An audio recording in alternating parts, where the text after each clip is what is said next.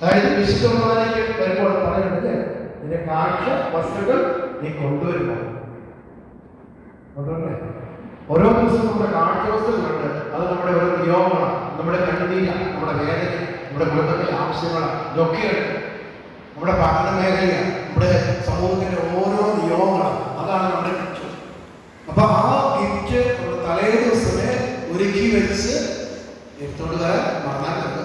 ചാടങ്ങൾ കാണിക്ക് വരുമ്പോൾ ആ ഗിഫ്റ്റുകൾ നമ്മൾ എങ്ങോട്ട് കൊണ്ടുവരണം? വിശുദ്ധ ബലി അർപ്പിക്കുവാനായിട്ട് ഒരുക്കി വെച്ചിരിക്കുന്ന ഗിഫ്റ്റ് എടുത്തുകൊണ്ട് വേണം എപ്പോൾ വിശുദ്ധ ബലി കണയാൻ. എപ്പോഴാണ് വിശുദ്ധ ബലി കണയാൻ? പ്രഭാതത്തിൽ. ഓക്കെ, എപ്പോഴാണ്? പ്രഭാത തുടങ്ങുന്നതിന് മുമ്പ് തന്നെ എവിടെ വരണം? വിശുദ്ധ ബലി അർപ്പിക്കാനായിട്ട്.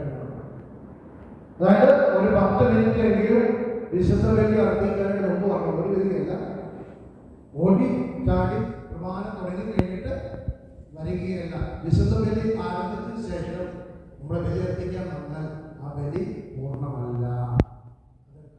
ഈശോ പറയുന്നത് ഈ 10 മിനിറ്റ് മുമ്പെങ്കിലും അവിടെ വന്നിരുന്നുകൊണ്ട് നീ ഒന്നും കൂടെ ഇമ്മീഡിയറ്റ് അല്ലേ, ഒരു ഓപ്പറേഷൻ പോകുമ്പോൾ എത്ര ടെസ്റ്റ് നടത്തിയാലും ഓപ്പറേഷൻ ടെസ്റ്റ് നടത്തും എന്ന് പറയുന്ന പോലെയാണ്. തൊട്ടു മുമ്പ് ഒരു 10 മിനിറ്റ് മുമ്പേ വന്ന് നീ ഒന്ന് ആത്മശോധന ചെയ്യണം. നിന്റെ ജീവിതത്തെ കുറിച്ച്, നിന്റെ അവസ്ഥയെ കുറിച്ച്.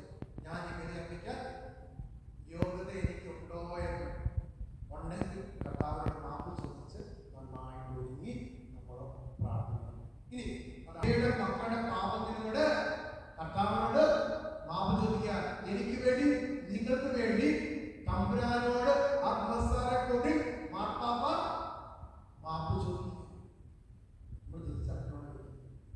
നമ്മൾ തിരിച്ചറിഞ്ഞോണം. നമ്മൾ ഇന്ന് ഒരു പരിധി കൂടാതെ ജീവിക്കുന്നുണ്ടെങ്കിൽ അതിന്റെ പിന്നിൽ ഇങ്ങനെയുള്ള കുറെ അത്ഭുത പ്രതിഭാസങ്ങൾ നടക്കുന്നുണ്ട്. അതുകൊണ്ടാണ് നമ്മൾ ഇന്ന് ഒരു പോറൽ പോലും ഏൽക്കാതെ ഇവിടെ ഇരിക്കുന്നത്. Hallelujah, hallelujah, hallelujah, hallelujah, hallelujah. നമ്മൾ തിരിച്ചറിയണം. വേണ്ടി ബലിയർപ്പിക്കാനായിട്ട് ഒരുങ്ങുമ്പോൾ, നമ്മളെ രക്ഷിക്കാൻ വേണ്ടി ബലിയർപ്പിക്കാൻ ഒരുങ്ങുമ്പോൾ, നമ്മൾ കൊണ്ടുവന്നിരിക്കുന്ന കാഴ്ചകൾ കൊണ്ടുകൊടുക്കാൻ നമ്മുടെ മാതാക്ക എഴുന്നേൽക്കുമ്പോൾ നമ്മളൊന്നും ഒരുങ്ങിക്കൊണ്ട് വന്നിട്ടില്ലെങ്കിൽ ആ മാതാക്ക വിഷമിക്കും. അതുകൊണ്ട് ഓരോ ദിവസവും ബലിയർപ്പിക്കാൻ നമ്മൾ വരുമ്പോൾ നമ്മൾ നന്നായിട്ട് ഒരുങ്ങി ആ കാഴ്ച വസ്തുക്കൾ നമ്മുടെ കാവന്മാരായിട്ട് സമർപ്പിക്കാനായിട്ട് കൊടുക്കുക. അപ്പോൾ അപ്പോ ബീജമായിട്ട് വൈദികൻ ആൾക്കാരിലേക്ക് വരുമ്പോൾ നമ്മുടെ നിയോഗങ്ങൾ മുഴുവനും അതിൽ നമ്മുടെ കാവൽമാരാക്കാൻ സമർപ്പിക്കും. അതാണ് സംഭവിക്കുന്നത്. ഇനി വീണ്ടും ഉണ്ട്. അതിനുശേഷം കാഴ്ച സമർപ്പണമാണ്.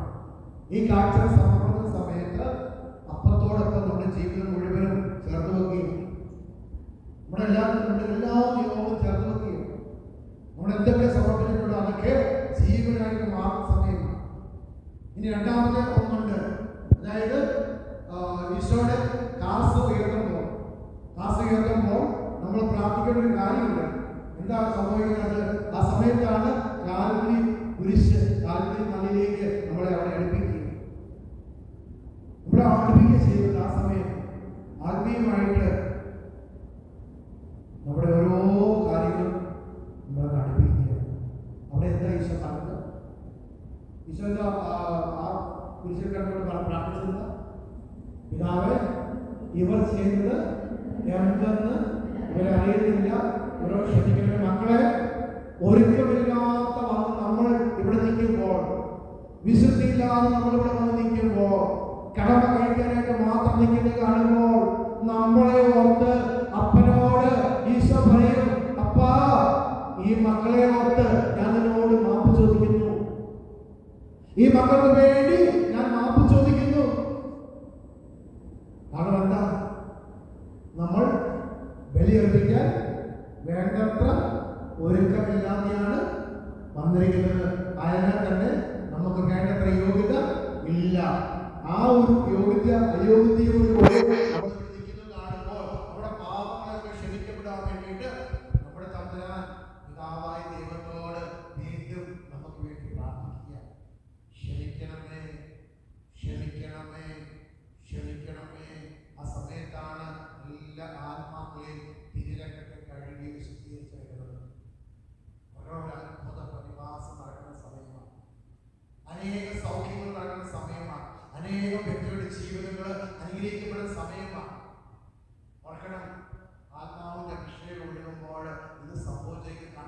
ഉള്ളുനീരോടെ ഈ കാസിലേക്ക് നമ്മൾ കൊടുക്കുന്നതൊക്കെ ജീവനായിട്ട് മാറുന്ന സംഭവമാണ്. മക്കളെ, വിശുദ്ധ ബലിയില് നിയോഗം വെച്ച് ഡേറ്റ് വെച്ച് ഞാൻ പല കാര്യം ചോദിക്കാം. ഈ ക്ലാസ്സിലേക്ക് തന്നെ കുർബാന ചെല്ലുമ്പോൾ പറയും, അപ്പൊ ഈ ദിവസം തന്നെ, ഈ ദിവസത്തിന് മുമ്പിൽ കാര്യങ്ങൾ സാധിച്ചു തരണമെന്ന് ഓർത്തോളം ജീവനുള്ള ദൈവം അത് സാധിച്ചു തരുന്നുണ്ട്. വിശുദ്ധ ബലിയിൽ ചോദിക്കുന്ന ഒരു കാര്യങ്ങളും നിഷേധിക്കപ്പെടുകയില്ല. നിങ്ങൾ വിശ്വാസത്തോടെ ചോദിച്ചാൽ, നിങ്ങളുടെ ജീവിതത്തിന്റെ ഏതൊരു കാര്യത്തിന് വേണ്ടി നിങ്ങൾ വിശ്വാസത്തോടെ ചോദിച്ചാൽ, ബലിയർപ്പിച്ചുകൊണ്ട് ചോദിച്ചാൽ അത് സംഭവിച്ചിരിക്കും.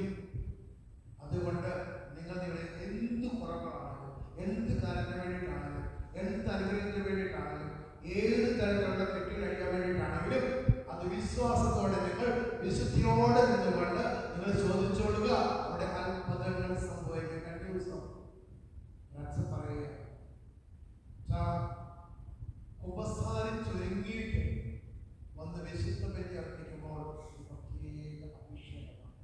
അവിടെ എന്തു ചോദിച്ചാലും അത് ആ നിമിഷം സംഭവിച്ചിരിക്കും. വൈദിക സാക്ഷി മനസ്സിലായോ? മാതാപാലിനെ കൊണ്ട് 2 ദിവസം കൂടുമ്പോൾ 2 ദിവസം കൂടുമ്പോൾ സംസാരിക്കുക. സഭയെ നയിക്കുന്ന മാതാപ്പ എത്രമാത്രം മഹാഭാവിയാണ്. ആണോ? എന്തിയെ? സഭയുടെ മക്കളുടെ പാപത്തിനോട് കർത്താവിനോട് മാപ്പ് ചോദിക്കാൻ, എനിക്ക് വേണ്ടി നിങ്ങൾക്ക് വേണ്ടി തമ്പുരാനോട് ആത്മസാരെ കൂടി മാർപ്പാപ്പ മാപ്പ് ചോദിക്കും. നമ്മൾ തിരിച്ചറിഞ്ഞോണം. നമ്മൾ ഇന്ന് ഒരു പരിധി കൂടാതെ ജീവിക്കുന്നുണ്ടെങ്കിൽ അതിന്റെ പിന്നിൽ ഇങ്ങനെയുള്ള കുറെ അത്ഭുത പ്രതിഭാസങ്ങൾ നടക്കുന്നുണ്ട്. അതുകൊണ്ടാണ് നമ്മൾ ഇന്ന് ഒരു പോറൽ പോലും കേൾക്കാതെ ഇവിടെ ഇരിക്കുന്നത്. Hallelujah, hallelujah, hallelujah, hallelujah, hallelujah. നമ്മൾ തിരിച്ചറിയണം. നീ അത് കഴിഞ്ഞിട്ടുള്ള ഒന്നുണ്ട്. എന്താ?